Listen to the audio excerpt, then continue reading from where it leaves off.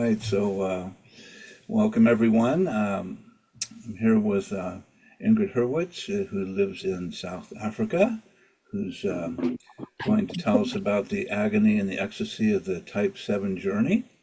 And I'm Michael Naylor, and I'm calling from South Portland, Maine, where it's a muggy, wet, overcast day. And just a pleasure to be here with you, Ingrid, and just will invite you to, tell us the story. What has been important for you in your journey on whatever level you feel comfortable addressing. So, with that said, just thanks for being here and love to hear your story. Thank you very much. I appreciate you inviting me to do this because I've watched some of your other interviews and really enjoyed your writing. And so it feels like quite a privilege to spend time with you. So thank you. Yeah, absolutely. Yeah, so would love to hear about, what it was like being a little girl and being in having this seven-ish psychological skin, how you showed up as a little one, and then how that evolved through high school and upwards, and when you learned about your type and all of that good stuff. Yeah. So it's interesting that you ask because I lost my mother very recently and I've been feeling like a 4-year-old. Today, I put a picture of my nursery school, kindergarten self on my wall. That was actually part of my 7 journey, was realizing the extent of my self-abandonment in the 7 recklessness. And I was standing in front of her earlier today. Hmm.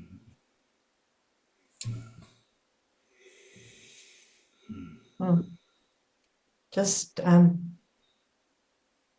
yeah,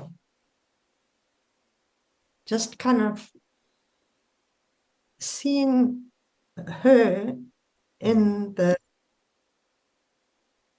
innocence and the not knowing that she was going to be here. Like, I almost said to her, you didn't know that you were going to lose your mom.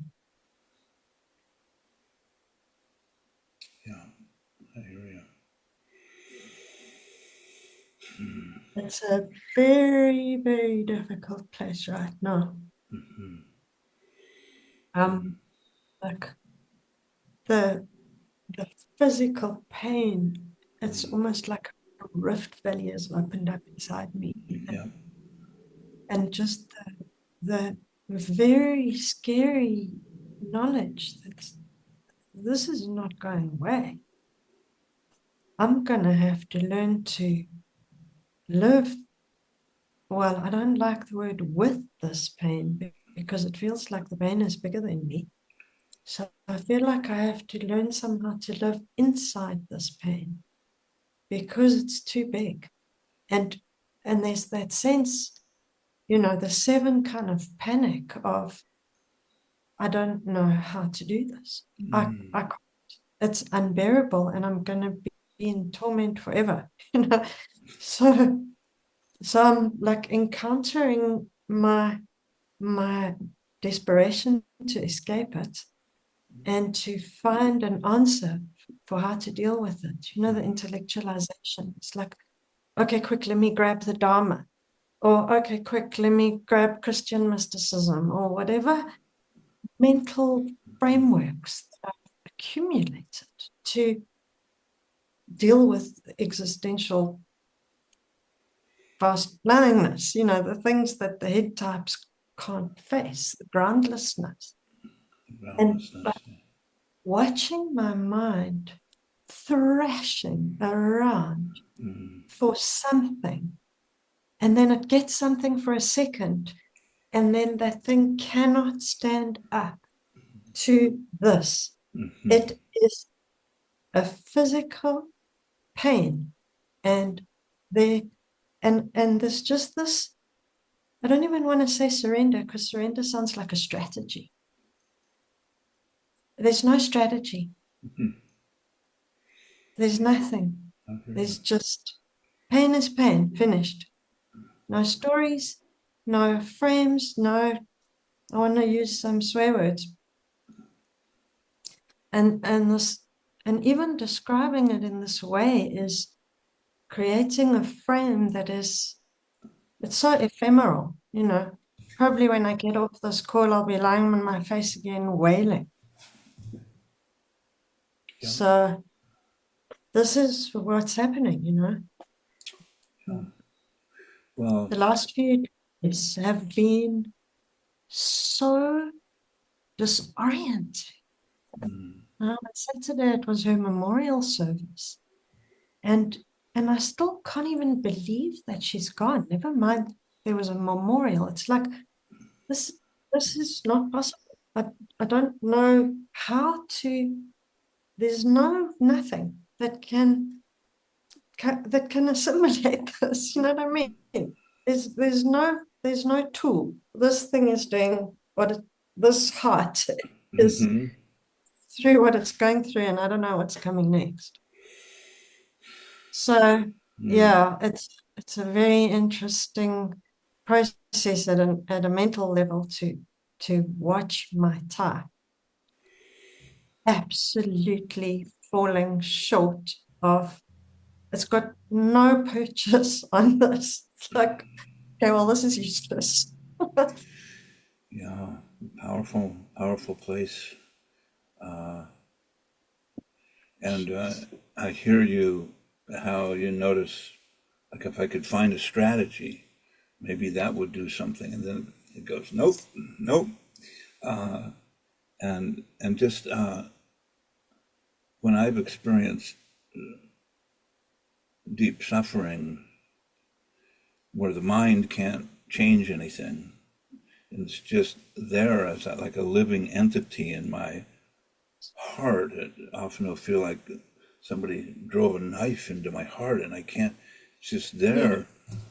yeah, It's disorienting is a good word, and feeling well completely disarmed, no defense, yeah. which is frightening, and Yeah, like, and is this eternal? You know, is this because it it's, often would feel that it's such a almost otherworldly suffering I'm going through, yeah, and so there's yeah, no context except maybe a yes, couple words. And you mentioned groundlessness. That sort of gives me a little something before it disappears. But yeah, 100%. yeah, Exactly. And today I was lying on my face crying, and I just remembered sitting with this Buddhist friend of mine one time when I was going through a difficult time. I just phoned her up and I said, I want to come and sit with you. And we sat in her meditation room, and her dog came and lay next to me. And I didn't want to talk, I didn't want to do anything. I just wanted to sit with another person for the co-regulation, you know? mm-hmm, And then we spoke a bit afterwards. And she said, the one thing that's always there is foundational awareness.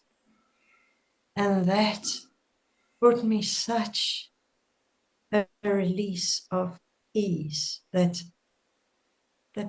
kind of enough in some way, mm-hmm, you know, that there's such a sense of grace for me in that, like that that that we can fall and fall and fall, and we think it's an existential nothingness, but then there's foundational awareness, and it's incredibly soft and subtle and holding, and then there's a continuity between the desperation and horror and the ease. And you know, I've been listening to Dan Siegel, you know, this between state integration mm-hmm, is that I did nearly die 5 minutes ago from a broken heart. I was nearly dead. You know? And then I wasn't dead. Then I was breathing and experiencing the subtlety of presence and the foundational awareness.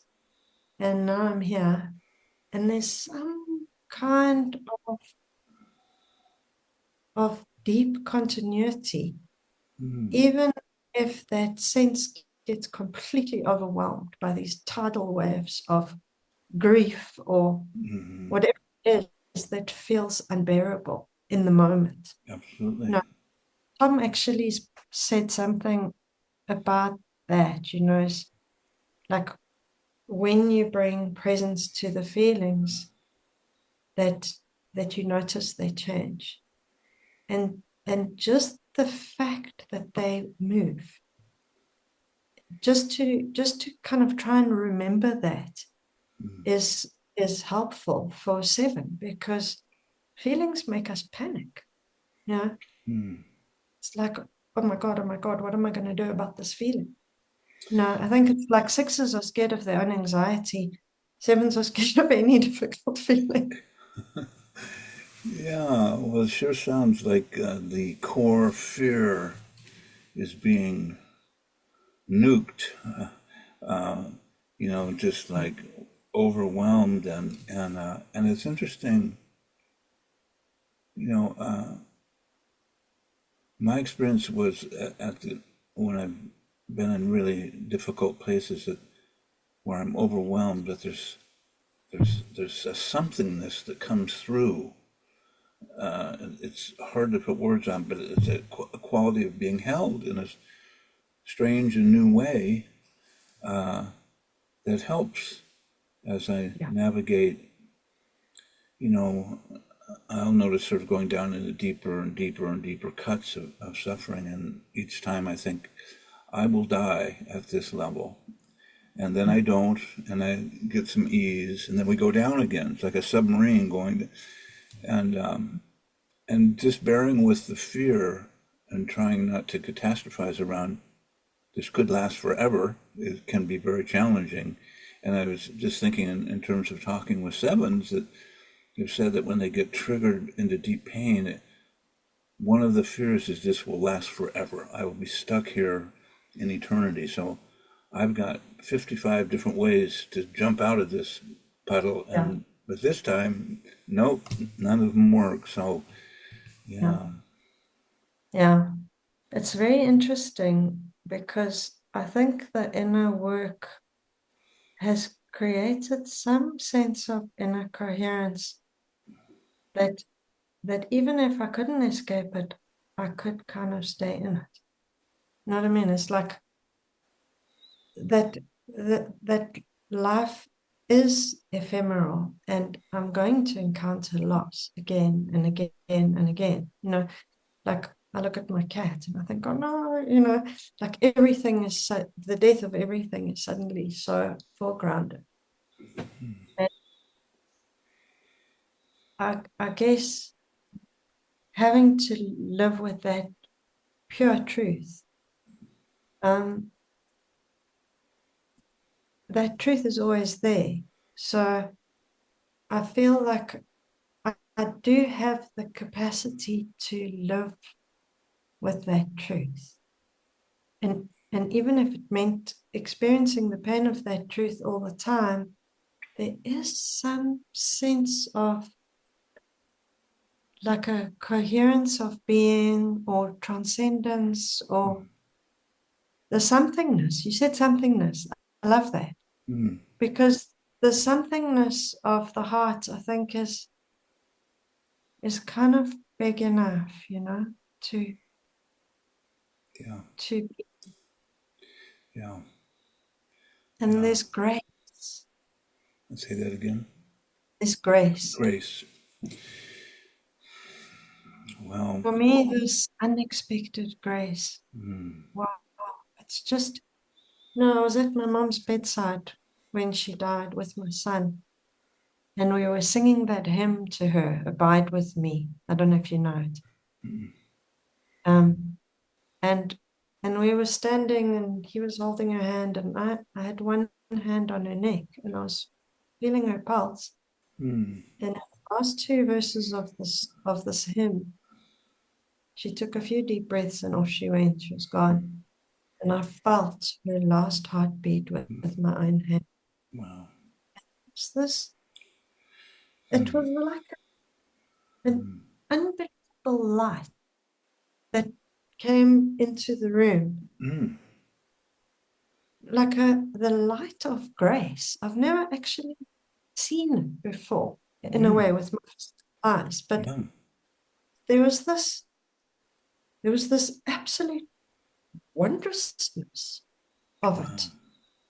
And Mm, so even while I'm lying on the floor crying, I suddenly remember within the parameters of reality that we all have to die, what greater gift could I have had mm, than to be in that moment and experience that in that way?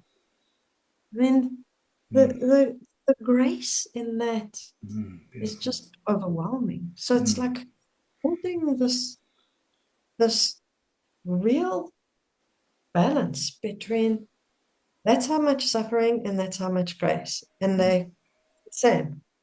beautiful. Yeah. Amazing. Amazing. Hmm. Well, it Yeah. can be even hard to find words for it, but sounds very potent and Yeah. almost joyful in a certain way. Very life changing. Hmm.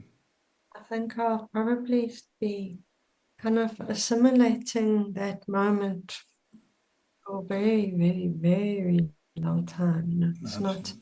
Yeah.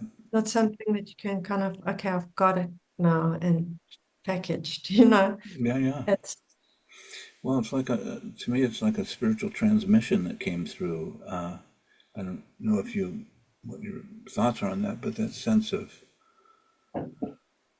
communication and communion somehow came yeah. through, which is, Yeah. just really reflects the deep loving bond that you had with your mother. Pretty And extraordinary. also my son, because Yeah. we're standing together singing, which she loved. She Oh. always loved us singing to her. Mm, So we were together, and by powers that be, my siblings were in the air, in airplanes. So it was this, us two together singing the song mm, and this kind of very sacred moment that we shared as mother and son as well. beautiful. When Yeah. we both were really clear that this had happened, I just looked at him and there was this preciousness of having shared this moment in this Mm, way. And both of us had such a deep knowing of the sacredness and beauty of it. And we just looked at each other and started crying. And it was like, mm. Wow. what a moment to share with one's child.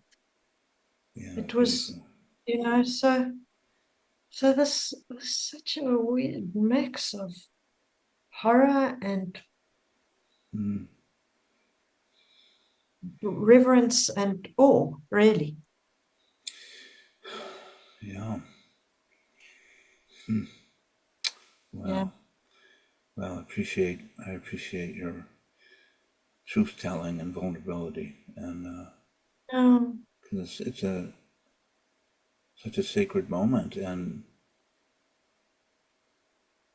the kind of moments that like you say, that sort of touch us for the rest of our lives. It's just something indelible that goes deep into our yes. being.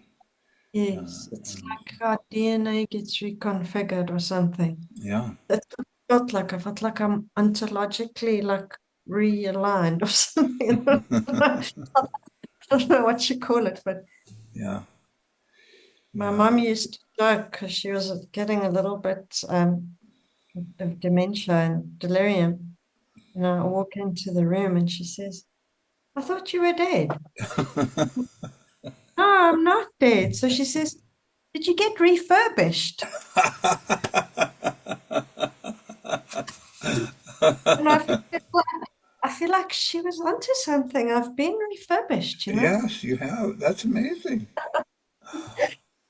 Yeah, I was with my mother when she died, and it was COPD, and so I had these two moments with her where First they said, "Do you want us to try to save you?" And she said, "No way. I've done what I need to do." So then she looks into my eyes and she said, "Oh, your eyes are so blue.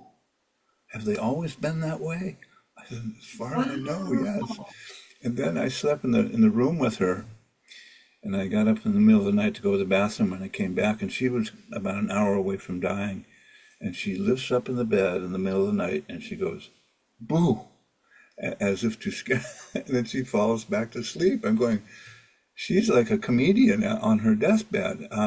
But there was just something like she was in this spacious way inside her being that just was a gift to me. And of course, when she died, I don't know if I've ever felt anything so painful in my heart. I was just shocked, like, oh my God, I'm going to die from this. I mean, it was hard. So I have a little bit of familiarity with it. You know, it's always different for each of us, but then something spacious came as a result of it later on, and I didn't expect that either. But something like you were mentioning, like being refurbished, something grew inside that then became a tangible part of my being, and Oh, so it wasn't a giveaway gift. I had to endure it, but yeah. yeah, that's very, as you're saying that, I feel the kind of, like the only word that's coming to mind is the Islamic name for God, Al-Latif, and it's God the subtle, and God the gentle. And Hmm. as you were saying that, it's like soft, you Hmm. know, the subtle easing, Hmm. Hmm. Beautiful. that we get, yeah, it's like, it sounds like, yeah, you weren't expecting it. You didn't know. You didn't know what the gift would be. Someone could have told you. Would You have didn't, helped. you Yeah. might have believed them and said, cool, suffering always gives us gifts. But you had no idea what it would be.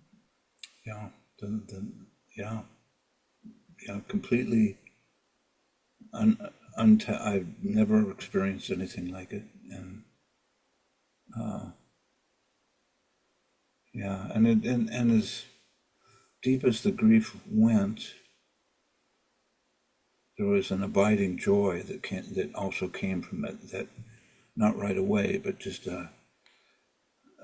so. I mean, it's these are mysterious realms to be in, and I don't. So So mysterious.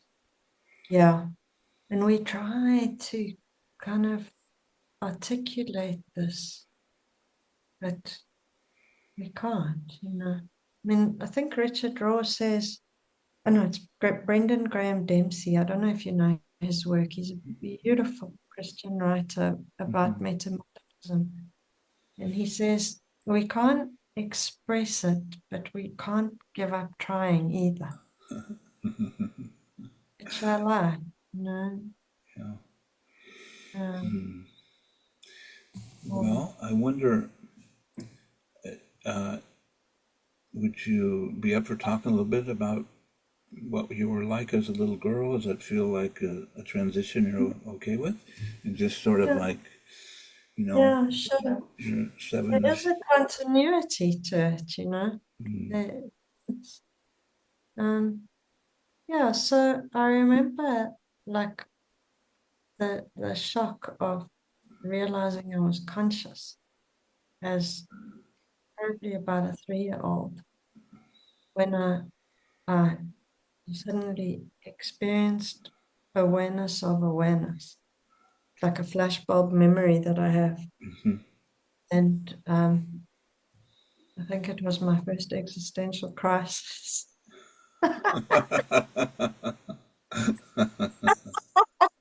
Like, what do I do with this? Yeah, at 3. I'm just standing there staring at the bricks on the driveway, like, oh my God. And I don't know, very, very early on, this kind of sense of seeking, truth seeking. And yeah, I spent a ton of time alone. And I think that's got a lot to do with the seven sense of kind of my needs don't matter. I'm not taken care of. There's a sense of emotional neglect, I think, in many of the sevens I've worked with, definitely myself, a sense of an underlying sense of being utterly alone. But I only realized that retrospectively because it was very quickly transformed into fantasy. You know, like I was alone in my fantasy world and I was building forts and climbing trees, pretending to be a cowboy or a soldier or whatever it was. I had a very, very rich fantasy life that I took refuge in. And, um, you know, I can remember very long stretches of time being alone in my world, either with toys or, I had electric trains and a lot of stuff like that. Also, a very kind of masculine identified as a child. And I think a lot of seven girls are very tomboyish. And it's part of the emotional disassociation is, like the 7, 8, and 3, disconnect from feeling.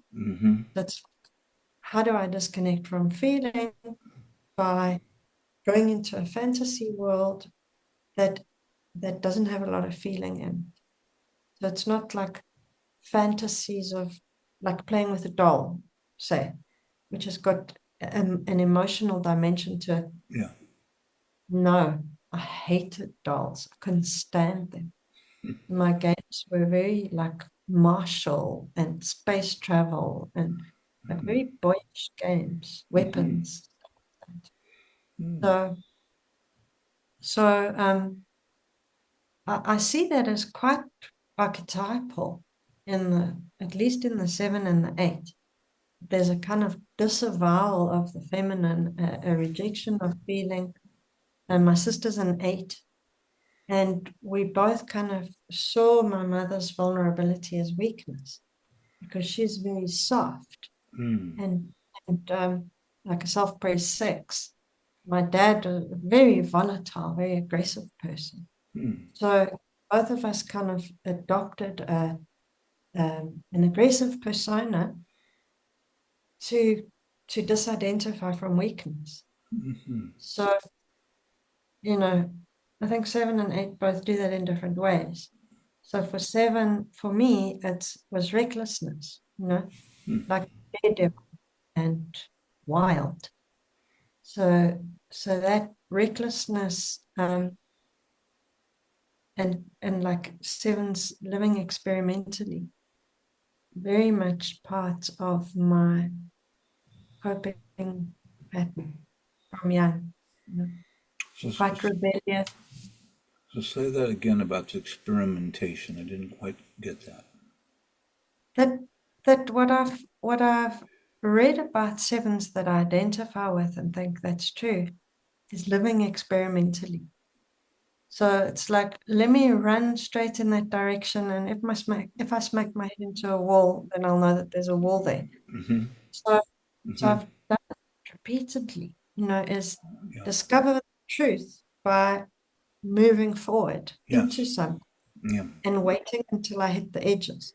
So I've done that even in my spiritual practice, like throw myself into a religion and convert it and decide I'm going to live within it until I discover where it ends in terms of the cosmology or the doctrine or something where it suddenly feels like, okay, I've hit the edge. And then I leave. So I'm going to experiment with this worldview. I'm going to experiment with this way of inhabiting reality. So it's kind of a weird fantasy again, It's like I'm just going to adopt this fantasy and see what happens. Yeah. It's got very little substance to it, actually. Yeah, but it sounds like in your fantasy world there's a substance to it in terms of I'm going after something I think could be good for me, or that I care about, or I'm seeking the truth somehow. And or but through your experience, it sounds like your fantasy sort of put you into moving towards, let's see if this is really real. And then when it wasn't as real as you thought or whatever, you move on to the next thing. So Yes. yeah. And the interesting thing, though, is paradoxically, a lot kind of came with me from these various adventures. Hmm. And it wasn't all self-deception. Yeah. There, Yeah. You there was picked up. stuff on me, Yeah. you know. Yeah. And there's also a kind of grace in that as well, like I feel retrospectively there's some divine guidance in the fact that I, you know, spent 8 years going to synagogue 3 times a week and 4 years going to Catholic church 3 or 4 times a week. Yeah. And it's like I didn't do it half-heartedly. Yeah. You know, You threw yourself into it. You were on a steep you were on a steep learning curve. It sounds like to me, just really yeah, taking it in deeply, quickly. yeah, and really like I don't know if Tom jokes about this line to one, that I work with him as a coach and supervisor, mentor, Hmm. and this fixation of the Hmm. Enneagram, this laser beam of I'm doing this now and I'm attached to this. So it's a very strong attachment. Like this is the answer. Hmm. This is the answer, and I'm living inside this answer and I'm ignoring everything else. Yeah. It's very five-ish And in some then ways. I don't know. But I don't know if fives kind of live it. They get attached to the map. I'm like, okay, I'm doing it. I'm going to discover the map by falling off the cliff, and oh shit, there's a cliff. I Yeah. make the map as I go. Yeah. Leave it behind you for the next one coming. Actually, yeah, that's true.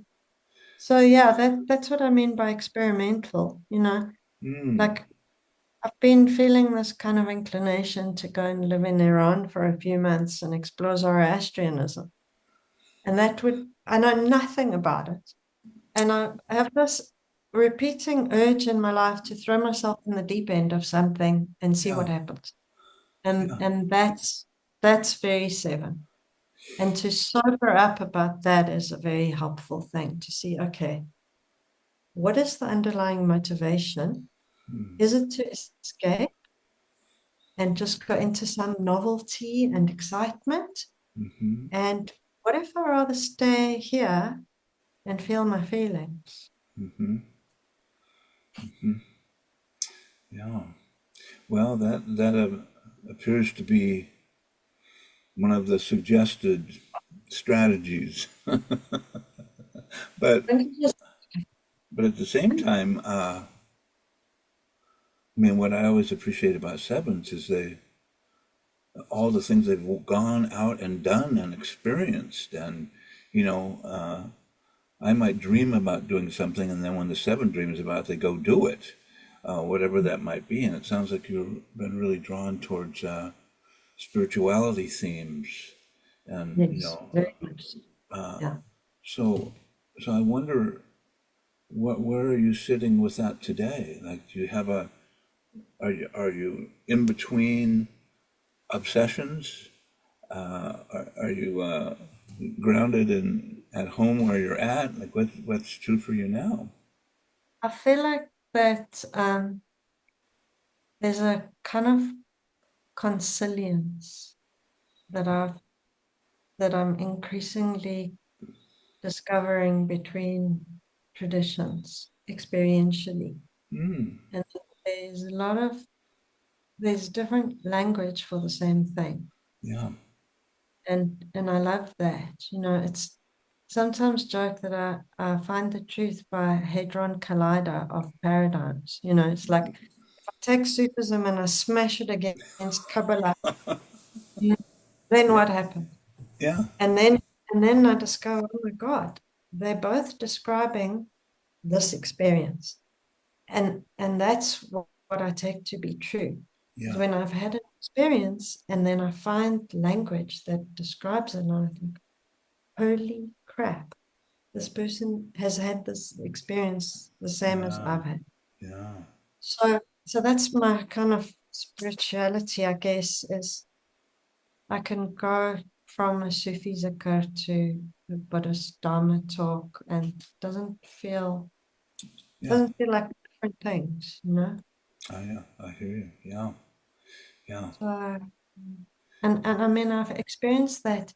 I know this is very SX7, is this mesmerization and spiritual ecstasy, Hmm. but there's also a truth to it, you know. It's like I fall in love with the teacher. Mm. For me, when they speak about the precious jewel of the Dharma, I totally get that. It's like this is precious light. Mm. It Mm. it helps us do something different with our awareness. What could be more of a gift? Mm. And then Sufism is also, it's got these precious, precious treasures. Mm. So that's kind of been my mission. Started when I was about 11. So my brother took me to TM when I was 11. Oh, really? Yeah, he was into mysticism, Mm. and he took me to TM. So I started meditating when I was 11 and started becoming like a Swami Shivananda follower and a vegetarian. And like I was obviously also looking for ways to not be human. Hmm. No, I was thinking I was pursuing transcendence. I was trying to go up and out. Yes. I didn't realize that the path is down and in. In. Bit of a shock to me, you know. I was probably about 35 when a spiritual teacher said to me, you really have to decide whether or not you want to be here. Mm. And it was a big shock because all my spirituality had been about trying to not be here. Hmm. Hmm. Then I realized, oh dear. Going down and in now. All right. Yeah. Yeah, into Mm. the materiality and the real of what we Being here. do on this earth, you know. Yeah. And Yeah. it's there's a freaking density and suffering to it that is really harsh. It's brutal. I mean, I don't even think we can find words for how terrible it is. Yeah, in many ways. You know, the like factory farming for me is an unthinkable horror. And then we've got a genocide and Oh. babies dismembered. And it's just like, okay, if this is reality, this is where I am. I'm on this planet with this reality. Mm. Now what? Now what? Yeah. And that's kind of my guiding thing is I'm not looking away. Yeah. It's extraordinarily crazy in many ways and malicious and violent. And then on the other side, there's all these amazing, lovely people who are doing inner work who are just jewels. And Yes. there's some like, how do these go together? It's quite Yeah, some. that's the polarity. Huh? I find the Enneagram really helps with that, with finding the still point. Like equanimity for me is that still point Hmm. between the wild ecstasy and the horror. Like if Mm. when I experience that point of I can hold horror and ecstatic bliss, and I'm not doing anything, I'm not pursuing anything, I'm experiencing some kind of, I don't know, the virtues describe it well. There's a stillness, you know. And then from that place, I think the right action thing becomes, there's a spaciousness about that. It's like, okay, So this is what is, and now what am I doing within this as part of the Yeah. Well, I was listening to Eckhart Tolle the other day, and he was talking about that underlying all manifestation is this stillness, mm, and that he calls it being, mm, the one life, and and that if you can find the stillness in whatever the situation, that there's something that makes sense of it, or at least you don't have to be taken by the external so deeply. Or maybe you said something around, you from a place of stillness, your intuitive sense of what is to be done gets clearer, but it's yes, not you yes, making up your mind doing it, it's the stillness coming through you. exactly, So I thought that exactly. was quite beautifully put. That is lovely, and it really makes me feel the kind of embodied sense of what it is to stand at point nine. It's like I have these rituals that I do with the symbol. I've got a couple of places in the nearby park where the trees in a triangle. Oh. And I call it the Holy Temple of the Law of Three. And then I go and I stand at point nine. Often when I'm initiating a new thing, like a new project, or I've got an idea, and I go and stand at point nine and I wait. I like lean against the tree and I kind of wait for some life force to come up through my feet and Mm-hmm. say, move. And then I get like a feeling of being moved towards the three tree. And then I stand there and I wait for this kind of sense of the holy harmony unfolding, Mm. where I don't really have a goal. All I Mm. know is a deep sense of value, like Beautiful. Yeah. The love. essence of the three. Yeah. And just experiencing this, what is the love? And then that kind of gives rise to a movement. And then I walk across to the six, Mm. and then six, it's like knowing that anything that gets manifested, you're going to run into frickin' tech issues and opposition and problems and craziness and everything, that oppositional Sixishness. friction. Yeah. And then just also just standing at the tree and experiencing that there is an innate capacity to meet life on its own terms, in truth. It's Mm. like Yeah. it is some kind of inner guidance and inner authority and a knowing and Mm. that grounding in the foundation of awareness that I don't need to know in my head, Mm-hmm. but there's an intuitive sense of kind of what right action looks like in some way, but in a very immediate way. Yes. It's like we don't need too much light on the path. We just Yeah. need a Just little bit of, enough. Yeah. just enough to make one tiny step. Yeah. And then walking back to nine and standing at nine and seeing the three and the six and being able to hold them like that and experience that is like there's a leveling up, Mm-hmm. like, okay. And then there is a stillness to action. Like then things feel very effortless when I've done that ritual about something. I don't know Yeah. whether to call it a ritual or a Yeah. something, kind of enactment of the knowing of the Enneagram. And I really do, I mean, this sounds like a loony SX7 thing to say, but I do believe it, that the symbol has actual power and that when we stand on it, something happens to us. Mm. I like that. And it is self-revealing.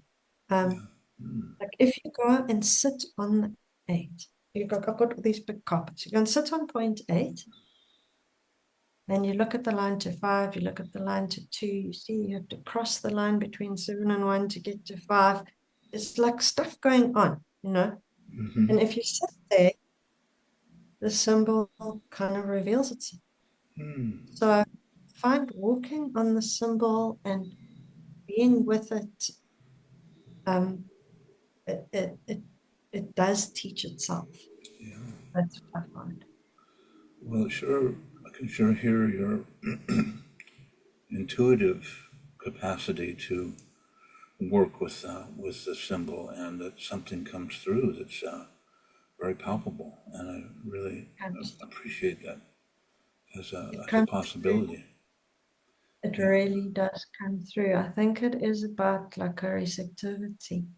No, I yeah, mean, yeah. it teaches intuition, and he doesn't use esoteric language, but it's it's a very different field of sensitivity to Mm-hmm.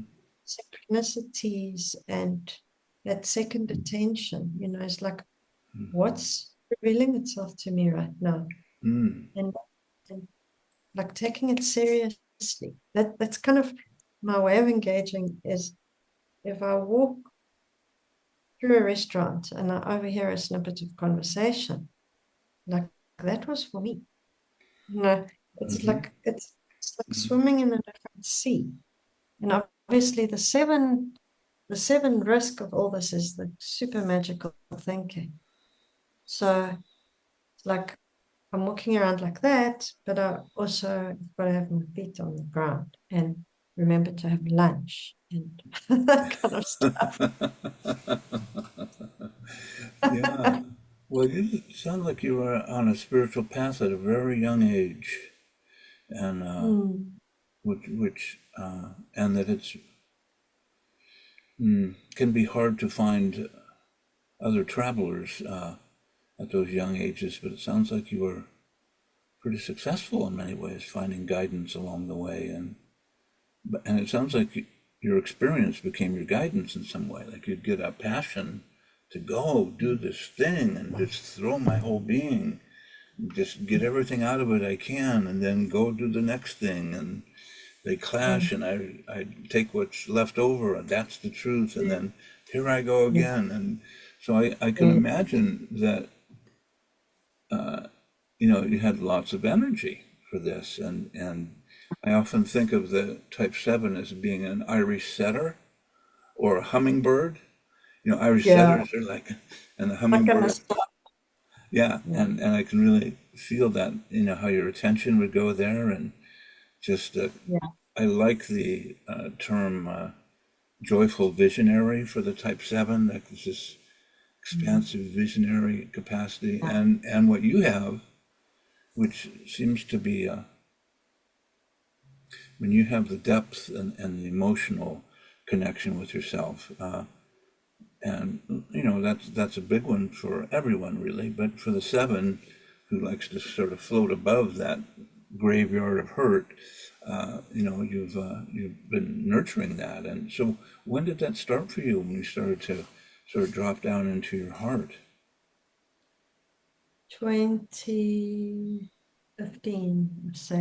would say that that my kind of ego ideal and self-delusion had a very shattering initiation. Mm-hmm. I left my corporate job then, and I had quite a fancy role. I was earning a lot of money, and I had a big budget, and a lot of people wanted to have meetings with me, and I used to meet with a lot of very interesting, like OD practitioners and learning designers. I was the head of leadership development and learning and development in a big bank. So, I thought I was something. And and all these interesting people used to want to talk to me, and I used to have coffee with these amazing people. Mm. And then I I left that role through a series of things. There was a bit of restructuring, and they also had given me a project that I, I couldn't do. It was implementing some big tech system, and I was like, there's no way I can do this. This is the most boring thing. I said to my boss, I said, I can promise you this project will fail if you give it to me. Because if I'm not intrinsically motivated by a sense of value, passion, then, you know, I'm as good as dead on a project. I, I can't make myself do stuff. It has to come from that Yeah. fire. So, Yeah. Yeah. The fire. so I left there, and then I hit the reality of how difficult it is to be a micro entrepreneur and to start a business. And I realized like no one wanted to have coffee with me if I didn't have 25 million rand to spend on them. And this realization that, I'd been living within a role and a title and a self-image Mm-hmm. that was very idealized, and also, has a lot of narcissism to it. And I don't mean narcissism in the very pernicious, exploitative way necessarily, but just that it's a shell, it's empty. And and that kind of got obliterated. And I went through a very, very, very difficult time. I went through a very dark depression Mm. and moments of crying on the floor and literally begging God for mercy from my own anxiety and Mm. like able to live in my own skin, Yeah. Wow. my anxiety. And Mm. coming through that was, I wouldn't trade that experience for anything in the world. It really, really helped me to disidentify from this grandiose nonsense. Mm-hmm. Yeah. I mean, obviously, there's still always a tendency to have an idealized self-image as any type, but it gave me a crack through the self-delusion enough Yeah. to notice when I'm getting hooked by that illusion again, Mm-hmm. and being able to say, there's nothing there. There's nothing there. Don't go there. There's Yeah. nothing that is there. Yeah. So that helped me.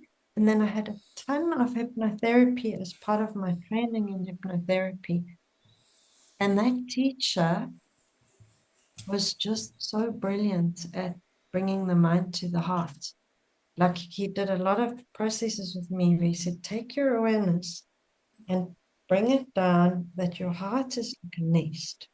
Mm. And you let your awareness live in the nest of your heart. That's where you Mm. live. Mm. And I started walking around imagining that what I'm seeing out of my eyes is because of a periscope, that I'm actually living in my heart. Oh. What I'm seeing is because of a periscope. Oh. That's And great. it's actually quite a cool thing to do. It's like, I'm not here, I'm here. Yeah. I just happen to have the visuals coming in the top. Yeah. Yeah. I like that. That's great. Yeah. So yeah, I've been very conscious of the work of bringing the mind to the heart, and that it's really not easy. And as a seven, the mind fabricates. So fabricate the idea of mindfulness, the idea of spaciousness, the idea of sensitivity, Mm-hmm. and then I do a practice with someone, like someone facilitates a process, and I realize I've been thinking about Yeah. mindfulness all day, one mindful moment, Yeah. and Yeah. it's like, oh my God, you know. Well, that's how we wake up.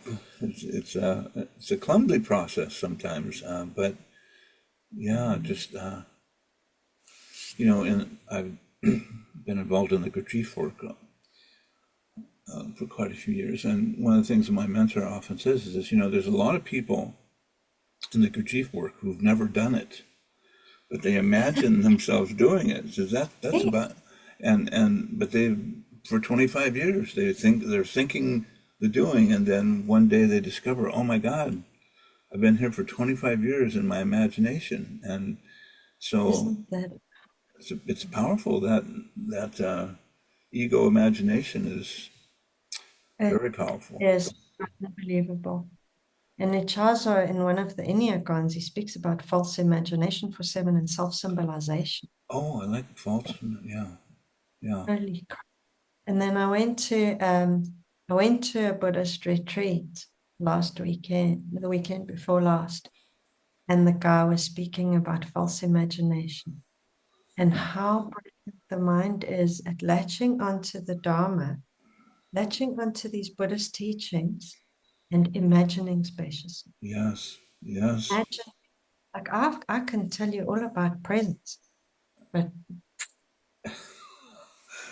Well, you know, I've noticed that, having done it myself, of course, and but one of the warnings, certainly in the Gurdjieff work, and I think it goes across all the traditions, is that as you begin to experience deeper essence states, that it's very easy to start imagining yourself in essence states all the time and no longer be in them, and even teach about essence states, and you're not even there, right? And it's like Eckhart exactly. Tolle was saying the other day, says, you can write all kinds of books on meditation and not once have had a moment where you were present to the stillness. Says it's a whole different world, right? And so, It's not the same thing. yeah, It's not the same. And when we are in some kind of presence, the mind is revealed to us with what it's actually doing. Like we're not in presence, our mind is mine is frantically grasping at what's going to give it a moment of stillness. But the franticness of the grasping, like noticing that monkey mind, it's not just jittery, it's like grabbing a branch and grabbing another branch, grabbing, and there's a mania to it. And it's endlessly branching one wormhole after the next of samsara, illusion. It's just, yeah, it's yeah. absolute proliferation of insanely busy thoughts. But they just happen, in my case, to be about Buddhism and mindfulness and stillness. That's great.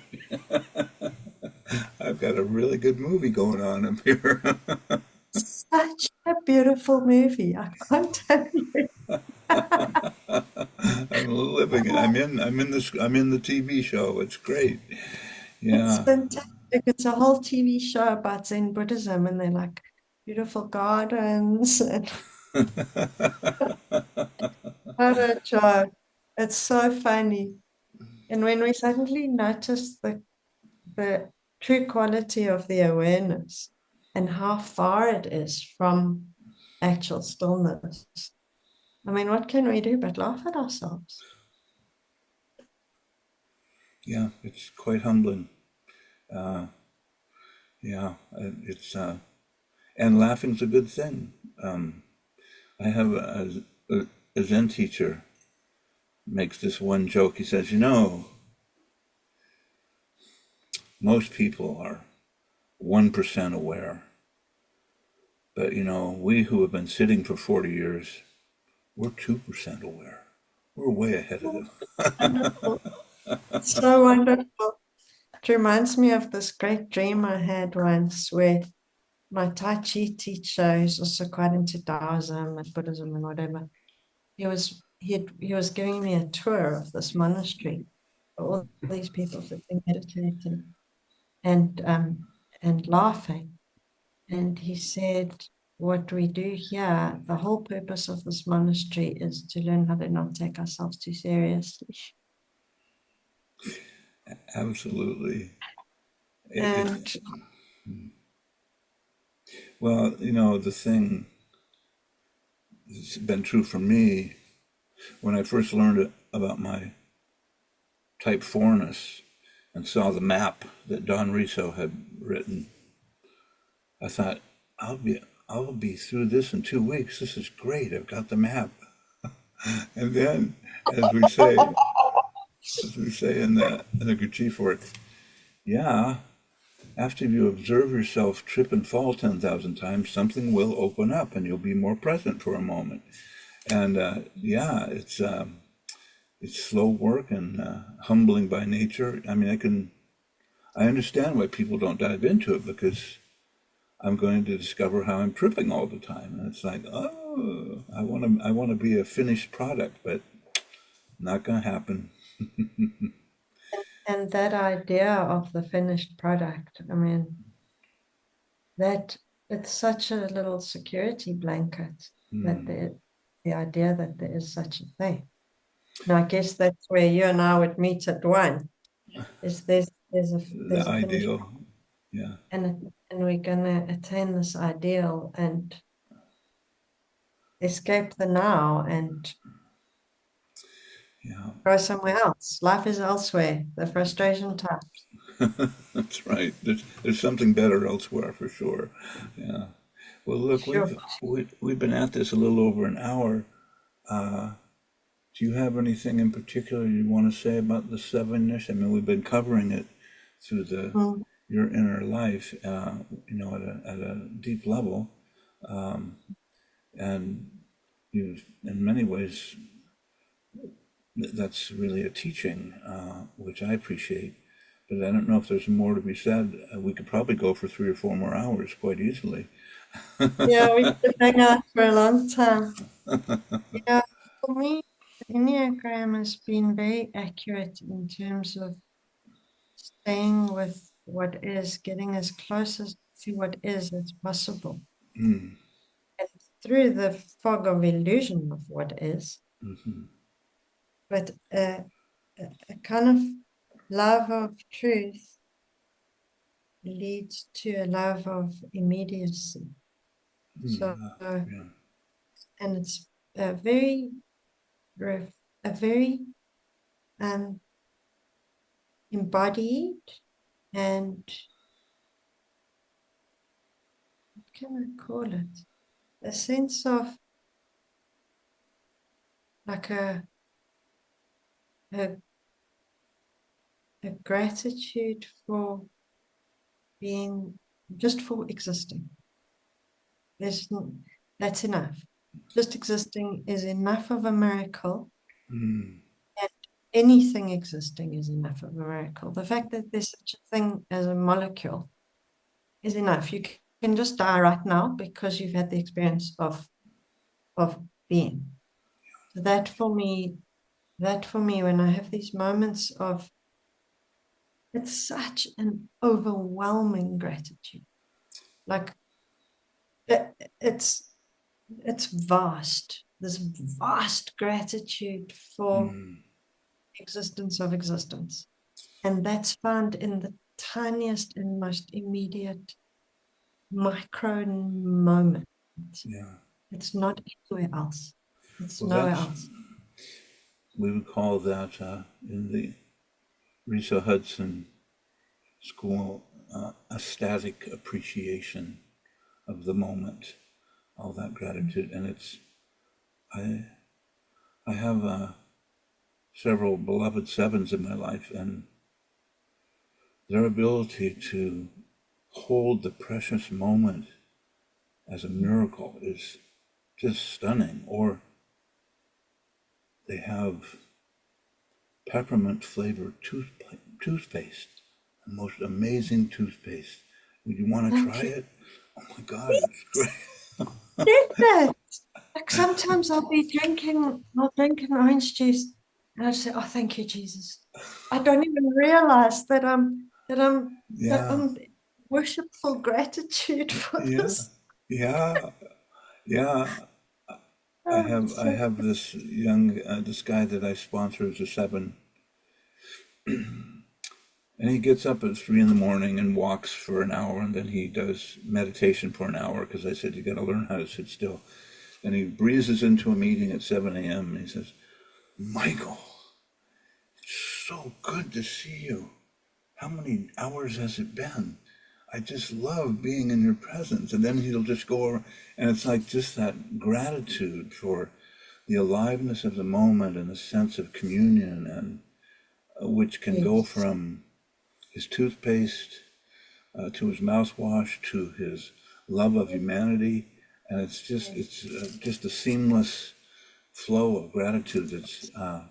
I'm just always Yes, moved by it. So I have that sometimes. It's like a stream. a And I've stream. also seen clues of how to access it from Enneagram ones, because when they get it, they also get the real deal of it. It's like a sparkling Mm, appreciation of the absolute preciousness. beautiful. So when I'm around ones, we share that, like the Mm, sense of preciousness, and it's so brilliant. It's got this diamond quality to it that I love. mm, mm.